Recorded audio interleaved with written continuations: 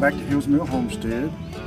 As you can see, I'm out here in the tomatoes, pretty much with my regular maintenance, removing the suckers, really looking for any signs of pest or any damage to the plants.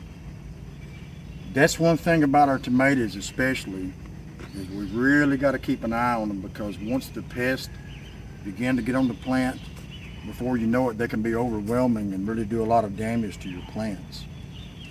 So in this video, I've got about 8 tips and a lot of facts that I want to share, and I believe that if you will follow these steps, that you will undoubtedly have success with your tomato plants. Now, one of the main questions we get a lot is a tomato a fruit or is it a vegetable? And let me set the record straight. Botanically, it is a fruit. But in 1893, the Supreme Court ruled that a tomato was a vegetable. And the ruling stated that it was because of the culinary business. It was used more in the culinary than it was as a fruit, like an apple or a peach. So yes, it's a fruit, but it's recognized as a vegetable. So this is some facts I want to share with you and give you the 8 steps. And if I've left any off, leave them in the comments and let me know what you think. But I'm going to give you at least 8 steps to just about anybody can be successful for delicious, flavorful tomatoes. And it's all going to begin with the variety and the zone that you live in. Now know that there are over 10,000 varieties of tomatoes. You're going to have a lot of hybrids. Probably the overwhelming majority of those are hybrids. But you're also going to have a lot of heritage brand variety. And there's a lot of them that are grown specifically for pest resistant. So you really have to do the research on the variety of tomato you want to try to grow and what grows best in your area. So that's the number one thing that you need to realize about growing tomatoes. Another thing to keep in mind about your tomatoes is whether or not they are determinate or indeterminate, because that makes a tremendous difference on how you're going to grow those tomatoes. So one of the next steps that is going to determine whether or not you can have good success with your tomato plants is knowing that tomatoes love sunshine. And so ideally, when you plant them, you want to put them in a place where they're going to receive the best sunshine is the morning. And these tomatoes are going to require 6 to 8 hours of sunshine every day. And as you can see with the trellis that I built for this year, I'm simulating what I've got going on over in the shade house with the double leader system. And as you can see, when the plant makes its natural Y, then for these indeterminates that I grow on the strings and on the twine and the clips, I keep these suckered. But this year I'm going to do a double leader system. And I can tell you that for these are my Jet Stars. I love these tomatoes. They're a great slicing tomato. But we're going to go in the shade house before this video is over, and I'm going to show you the difference, how much bigger the plants are. But look at the tomato blooms and the tomato sets on these Jet Stars. They're about 6 inches apart on the bloom sets, and that is really, really what you want. And so these dudes are really loaded with tomatoes, and I've always had great success with the Jet Star. And so, Lord willing, I hope that we'll have good success again this year. But as far as your tomatoes, like I mentioned, they need 6 to 8 hours of full sunshine. If they receive shade the rest of the day, that is fine. It's actually good for them. Keep in mind that when a tomato plant, when the temperature, the ambient temperature outside is between 90 and 95 degrees, these blooms are going to stop pollinating. Now, a tomato is it's identical as far as pollination to a pepper. They have the female and the male parts inside the bloom, the pistil and the stamen. So they're self-pollinating. But when it reaches 90 to 95 degrees, they're going to stop pollinating And a lot of times you're going to see that the blooms are just going to completely fall off. Now another important factor, let's call it step number 3, is where you're going to plant your tomatoes. Now this is actually my raised bed, my second raised bed, but as you can see we're standing on top of the ground here, so essentially this will be just like a regular garden. So if you're planting in just a regular garden, or if you're planting in a container or some of the Vago raised bed gardens, keep in mind that when you initially put the plant into the ground, I like to put the bottom of the roots about 6 inches deep. Now you can put them deeper, they're going to make a lot more roots on the stems, but I've always had good success with planting them about 6 inches deep in the hole. And if you watch my previous videos on me planting these tomatoes, you'll see where that I use a double handful of worm castings into each hole before I put the tomato plant in there and cover it up. You want to have well drained soil. That is so important. When you're watering, if it's just going to make a muddy mess around your roots and it's just going to sit there and not drain, your roots are not going to grow, your plant's not going to be productive. So keep in mind, whether it's a container, a raised bed, or if it's just out in the open garden, you've got to have well-drained soil. Because you've got to have some really good soil to begin with. Whether you're just using regular garden dirt, soil, or if you're using compost. No matter what you're using, it needs to be well-drained, but the soil needs to be alive. If your soil is not alive, you're going to have to actually add synthetic fertilizers and all kinds of different things to make the plant produce like it should. The soil being alive is what is breaking down the bacteria in the soil, all the microorganisms that are working, the billions and billions, that's breaking down the nutrients that's allowing the plant to take up those nutrients. And that's how important it is that your soil is alive. Now, I often get questions on the electroculture. I try not to explore into the electroculture on every video, but let me just say this, since we're talking about the tomatoes. As you can see, I've got an electroculture antenna beside every plant, and that electroculture antenna is capturing the electricity that's natural all in our air, and it's bringing it through that antenna, the electrons going into the soil, and it is boosting the microorganisms, and it's boosting the good bacteria that's already existing in the soil. So it's not that it's like adding a fertilizer. It is just going to boost what is already in the soil. So if your soil is depleted of bacteria, and if your soil is not alive, the electroculture is probably not going to benefit very much. So keep that in mind. The soil has got to be alive. And let me say this, if you'll look on all of my hydrants for every garden, where I use the drip system, and even in the shade house where I do it by hand and a wand, I have the plant surge on all of my hydrants.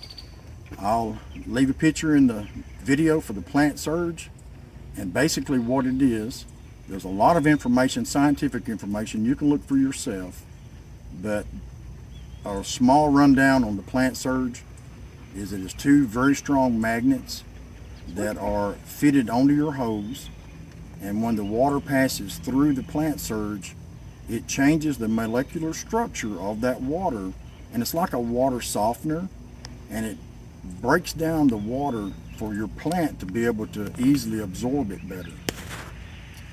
Now, I have seen absolute results from using the plant surge.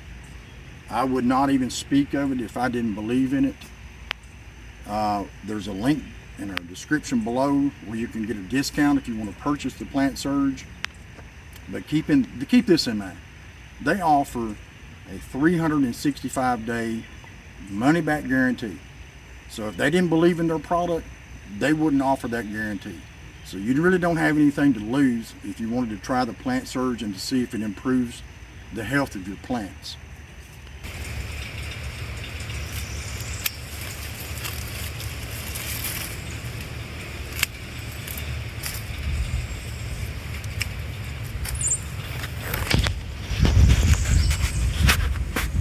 Well, I'm over here in my Amish paste in my first original raised bed, and I'm looking around and I see some signs of aphids, and so I'm going to address that later this evening. I'll mix up some neem oil and take care of that. But for step number 4, I want to talk about how you water your plants. There's an old wives' tale that if you're not careful, you can love your plants to death, which is true, and that's if you overwater your plants. Now, I use a drip system on most of my garden, with the exception of the shade house. Right now I don't have a drip system set up, but that's in the future. But when you're watering your tomato plants, it's very important that you do a deep watering. You don't want to just water the top of the soil and expect that that's going to be sufficient for the plants. You need to do a deep watering where all of the root system is going to have moisture. And as I mentioned in another step, you've got to make sure you have well-drained soil. So these are my Amish paste. These are indeterminate. These are the best that I've ever grown as far as canning your salsas and different things that you have for tomatoes, especially in the wintertime for cooking chilies and just anything with tomatoes. This is the canning tomato that I prefer. These are the Amish paste. And as you can see, that I've got these growing in my baskets. They are really big plants, and I keep removing the lower limbs for the airflow, but it also helps control any of the disease. Some of these have a little bit of blight, and so I continue to remove that blight, and it just helps the overall production of the tomatoes. But these things are really loaded. The blooms are loaded with tomatoes, and so good Lord willing, and it continues, we have decent weather, especially no hailstorms. I've seen the videos, and I know personally of folks that have lost their gardens due to hailstorms this year. But everything goes well. We're going to have plenty of Amish paste tomatoes. Removing that foliage for airflow, removing any diseased leaves, and thoroughly watering your plants is going to be the step number 4. Now let's go into step number 5. So step number 5, this goes back to when you're originally planning out your garden, about your determinate, indeterminate, and yes, there are semi-determinate tomatoes. But you want to think about what you're going to grow and how you're going to do it, whether you're going to use, like the old days, and even today, people still use a lot of the tomato stakes, and then they'll tie them around. I've even used the Florida weed with the twine and all that good stuff. But the best way to trellis your tomatoes that I've ever run across, as far as my years of experience with the tomatoes, is for a lot of the indeterminates. I mainly do it for the determinate, but for these Amish paste, I do the wire baskets. I've got a video of showing you how to make these baskets and which farm fence to use and the correct measurements and all of that. But the baskets, I love using these baskets, and as you've seen on my trellis, I love the twine and the tomato clips. And that brings me that if you order those, most of the time that I've seen when I've tried to order those, you have to order them in bulk, like 10,000 at a time. So on our website at hillsmill.com, we offer a smaller kit for about 12 tomatoes. Now you'll receive enough twine and all the clips that you will need for an 8-foot trellis for at least a dozen tomato plants. And while you're there, check out a lot of our other products that we have. That really helps us here at the Homestead. It helps us get more projects completed and everything that we do, so we can share it with you. So for this step, keep it in mind of how you're going to trellis or cage or stake your tomatoes.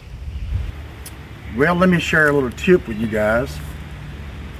I have a lot of cardboard thrown on the ground that I continue to keep it wet when it's not raining. We've had a lot of rain this year, but this goes back to how I emphasize that your soil needs to be alive. And here's one of the ways that's free, another one of those free tips. But this is another way to keep your soil alive. I want you to watch this.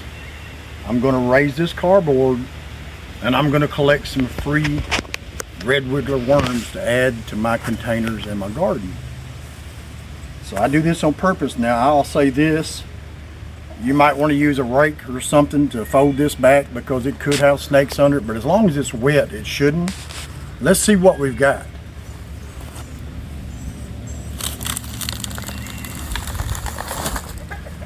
And I see a few there. See these little red wigglers? They are free. If I want to go fishing, I have plenty of worms. Ooh, that's shiny. But instead, I'm going to add these to my Vago raised bed. Come on out of there. Come on out of here. But this is one way to keep your soil alive, is to keep adding the worms and let the worms eat the soil and all the nutrients, everything that's in the soil, and let them turn that into castings, and then we'll add that to our soil and we'll have better vegetables. But it doesn't matter where you put this kind of, come on out there, cardboard down on the ground, the worms are going to come to it. Get back in there. There's one of those old green ones. These things are almost like a snake. He gone. It's hard to get those dudes.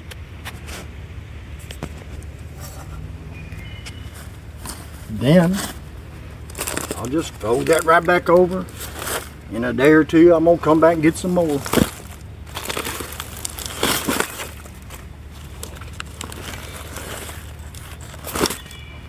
So there's another tip for you, free. Let's go add these to our garden vegetables.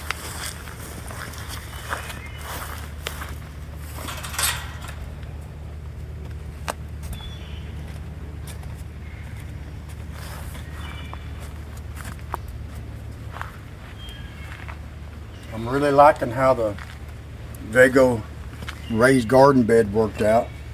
And I've done this several times already, but I just find a place to drop a worm and let them do their thing and make the soil better, which in return is going to make the production of the plants better. Let's just add those right on into that dirt and watch them go. Look at the blooms on all those doggone green beans. You can probably do it right here. You want a photo? Do it right here and you'll see them go.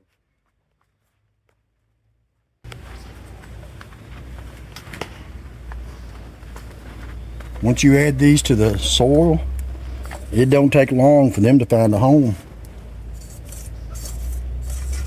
One thing about worms, they do not like sunlight. So as soon as the sunlight gets on them, they're going to try to find a way to escape into the soil or somewhere in the shade.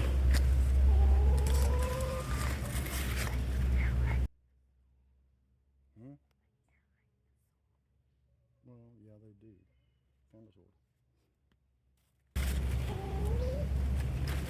If you really want to get them motivated, drop a little soil on them.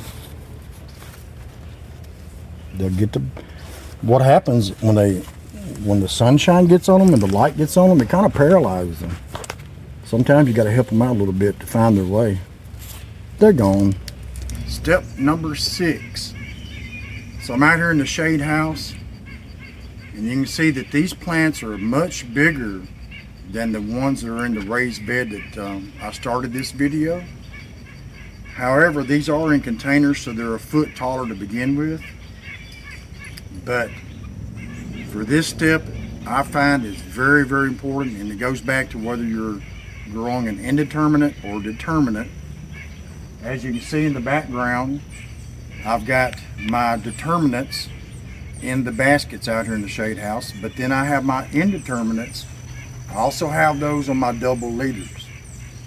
For this step, I want to tell you how important it is if you're growing indeterminates that you need to keep these pruned. You need to keep the suckers removed. If not, they're going to continue to grow a lot more tops and you're not going to get the production into the actual tomato that you want.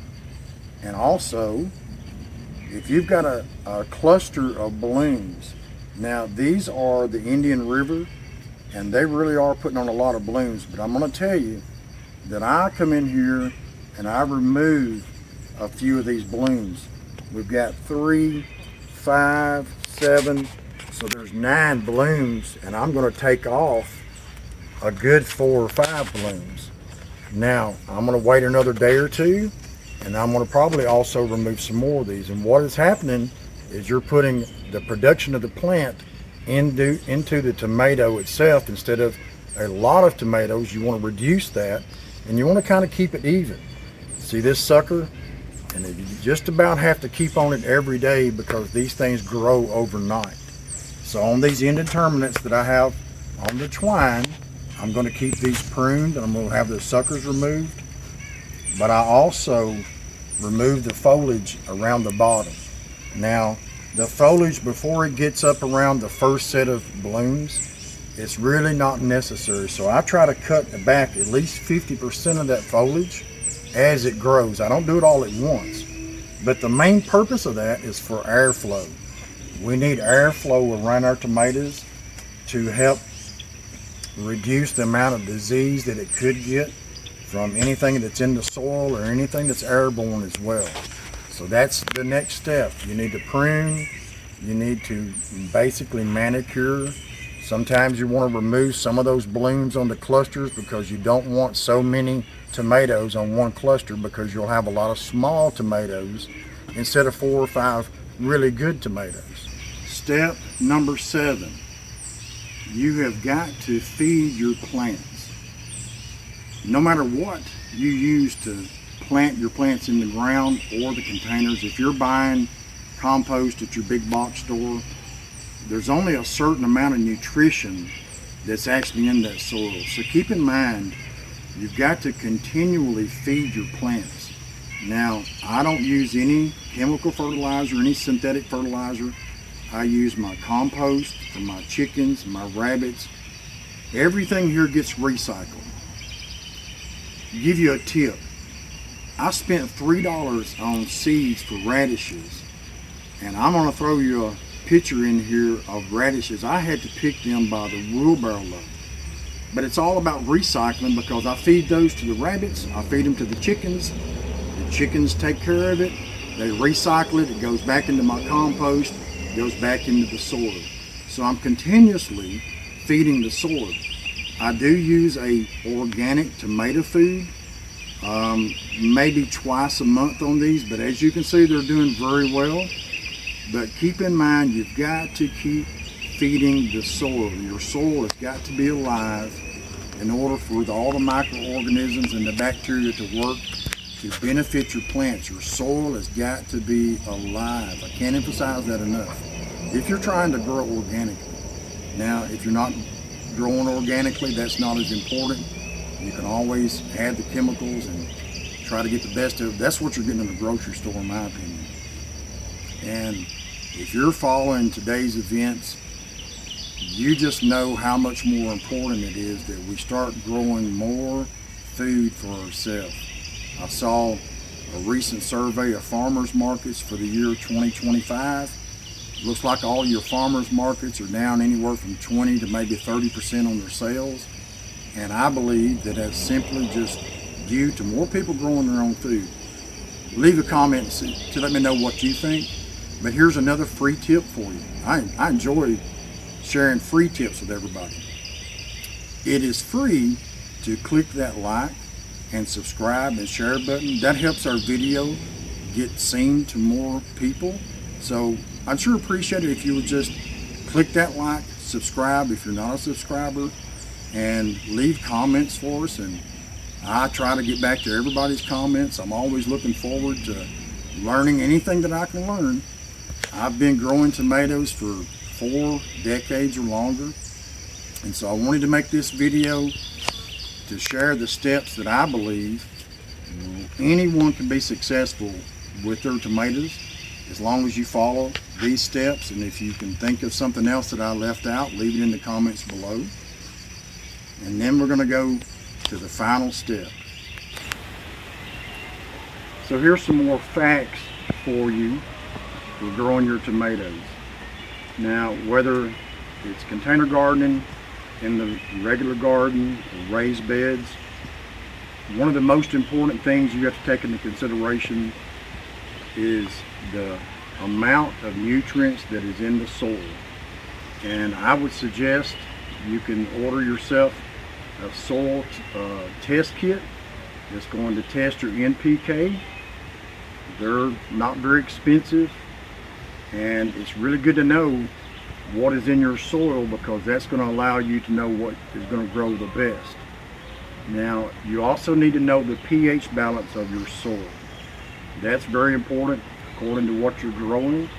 For a tomato, it needs to be 6.2 to 6.8 pH for the best production of the tomato. If your tomato plant is doing what it's supposed to do, you should get 10 to 15 pounds from one plant.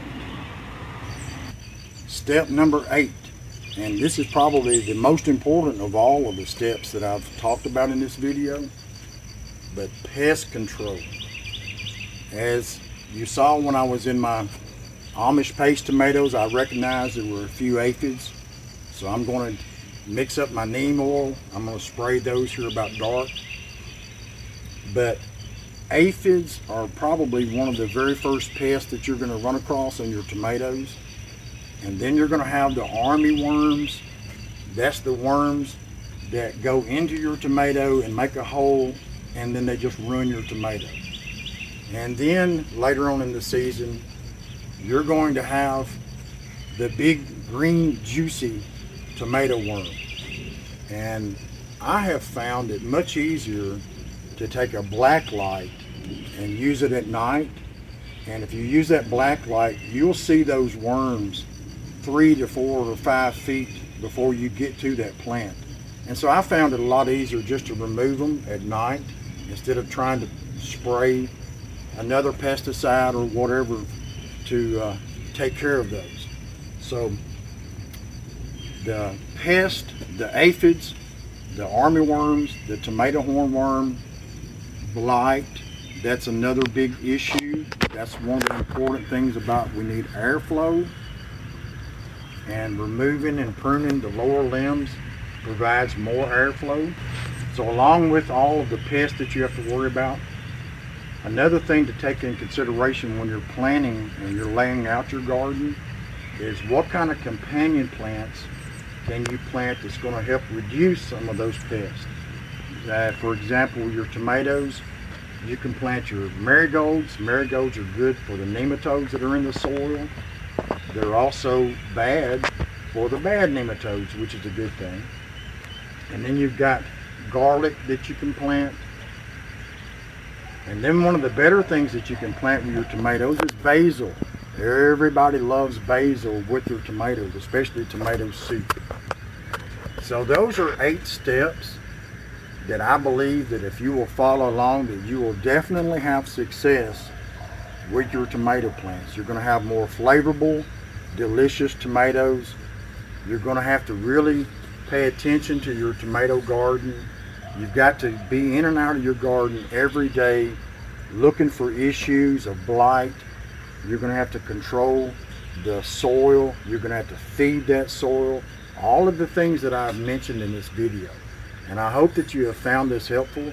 But I really believe if you'll just follow those 8 steps, that you will have good success with your tomatoes. If you got something out of this content that's helpful, please share it, subscribe to the channel. We really appreciate that. It helps our video a little bit better to get out to more people. And if you have some more comments, leave them below. If you have some more ideas of any of the steps that I missed as far as trying to have successful tomatoes, And I hope you enjoyed this video. I look forward to seeing you on the next video. As you can see, this is my Vago raised garden bed, and the previous video where I was planting it, it has really come alive now. And I'm going to tell you, there's nothing no better than coming out in the early morning, and I can get within 20 or 30 feet of this shade house, and goodness, the aroma of all the flowers. So I actually planted some of these wave petunias in the front, and then I planted a trio of green beans. So I've got the yellow wax green beans, I've got regular green beans, and then I have purple whole green beans. So there's going to be a trio effect of a different color of green beans in here. And look how convenient and easy it's going to be to pick these. I can't say enough about Vago's quality. They really make a great product. If you're interested in any of Vago Garden's products, and they have a lot of different products now, you can go through the link that will be provided at in the description of this video, and you'll be able to save money. But I would encourage you to check out their products. And as you know, I do a lot of raised bed gardening here at Hills Mill, and I just find it much more convenient when you start getting a little bit older, as I am. I'm not having to bend over on the ground. I'm not having to work into the ground. These beds make it so much easier for you to grow your own food. And so I just believe that if you're able to and you can afford, they have a sale constantly on these, and so just about anyone can afford the Vago beds, the raised beds, the ones that, especially that are 17-inch above ground. They have a really good sale on those right now. But check those out. And I just can't say enough about my beautiful flowers and my beautiful beans that are just taking over on this Vago garden bed.